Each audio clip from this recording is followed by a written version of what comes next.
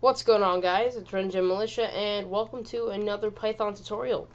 I apologize for not having this video out, or any videos out in an extremely long time. I've just been busy with school and things like that, but that is ending in, I want to say, 2 months.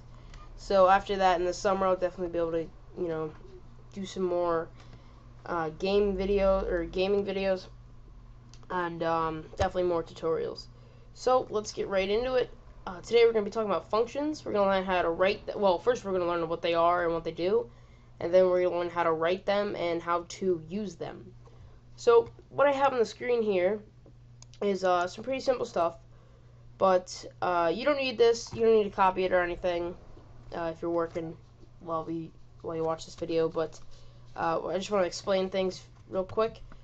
So basically print, basic print function, I guess. And what we're doing here is we're doing 8 to the 4th power, and that is done with the two multiplication signs, or two stars, whatever you want to call them. And down here is actually a shortened way of it using a function. It's using the function pow, short for power, that's actually built into Python that you can call upon.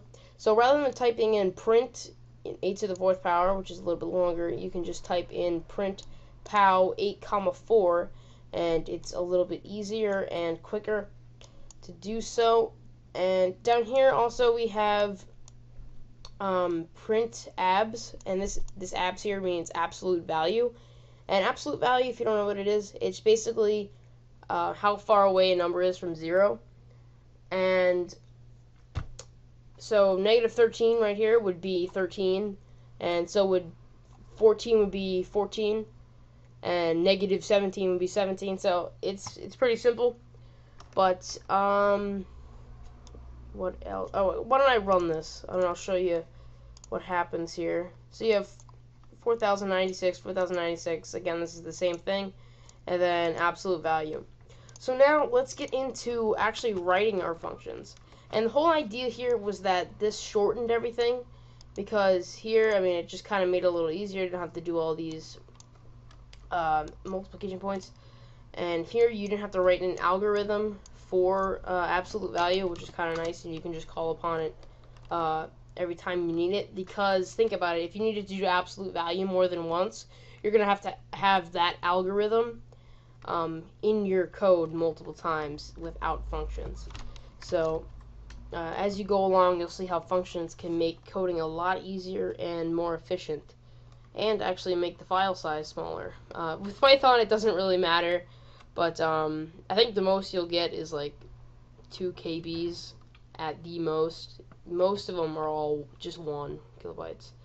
But let's get into it. So whenever you're defining a function, keyword defining here, you're going to use def, and should turn orange, and that's just short for defining or define. And then you're going to have the name of the function, so we're just going to call this the funky function, because functions are funky. And then you're going to have parentheses, and this is where you're going to put your parameters.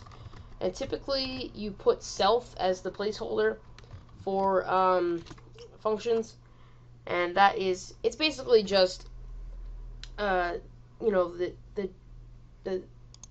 thing keeps popping up. I swear it doesn't pop up when I'm not recording, but it always pops up when I'm recording. What was I saying? Oh yeah, self. So it's kind of just the default placeholder. You don't have to use it, but it's just kind of standard, I guess. So make sure after your parameters you have a semicolon, and then you can just go on and hit enter and make sure everything is tabbed alright. And let's say here we want the function to print something. So let's say if you give it your name, it will, print hello and then your name. So instead of typing print, we're going to type return, and this is just the pretty much the syntax used for printing in functions. So what we're going to do is we'll do hello, and then actually we'll do a space here, and then plus, oops, what happened there, plus, and self. So just like that. And then when we want to call upon it, what we're going to do is we're going to say, we're going to actually have to set it to a variable. So we'll call our variable, for lack of originality, we'll call it X. And let's see here, funky. So when you're calling upon it, you're going to type in the name. And that, Jesus. You're going to type in the name, and then you're going to type in the parameters in order. So if I were to have like 3 parameters, I could go maybe X, well, let's not use X because it's one of our variables, but X and then Z. I would type in, let's say, yo, and hi, and Bob. So right here, this yo would be my self value, hi would be my Y value, and Bob would be my Z value. So it's pretty simple. Hopefully you understand that. But then, so funky, what we're going to do is we're going to type in our name, because we want it to say hello name, whatever your name is. So, we'll put in rengen, and make sure you have quotes around it, because it is a string. You can't just type in rengen. It's like, oh, what is this? So once you've done that, you can go ahead and print X, and let's run that. And let's, oh, forgot to delete these parameters. So yeah, if you have too many parameters and you don't fill in all of if you don't set all the parameters or the variable parameters to something, then it's going to be like, yo, you got too many variables. You got to set them to something. Same thing goes if you have too little and you set like 5,000 of them and you only have 2 parameters up here, but you set them 5,000 down here. It's going to give you an error. So, there we go. Hello, rengen.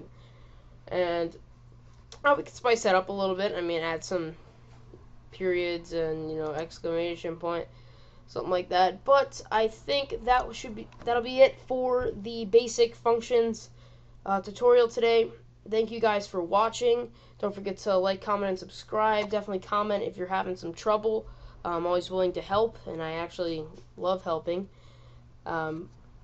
And most of the problems are just tabbing. I think with if statements and definitions, a lot of times things like that happen. Things without parentheses. So just watch those careful arrows, because usually, well, I don't want to say usually, but a lot of times, great coders and really good thinkers are really messed up by simple things like that, where you didn't have an end quote or you didn't have a closing parenthesis. Things like that. I remember I was doing this Codecademy thing, which is actually a great website if you want to go on there and learn a lot of code. They have a lot of languages on there. Codecademy.com. I'll put the link in the description. But I was on there and I was doing everything. It basically it tells you what to do, and then you type it into this little emulator they have of the SDK, I guess. But, so basically you can code Python or JavaScript or PHP, whatever language you're doing. You can code it in the web browser. They actually have a built-in little widget thing. It's kind of cool. But, so what I was saying is I was doing that, and then it would give you'd submit the code and see if it was right. And it'd be like, oh, are you sure you did this? I'm like, yes, I did this. Like, I did it 5 million times. I was like, what is going on? Why is this not working? And then I look, and I was like, oh, yeah. Forgot a parenthesis there, and it was like, well, okay. So, that's it for today. Thank you for watching once again, and don't forget to like, comment, and subscribe. I will see you guys later.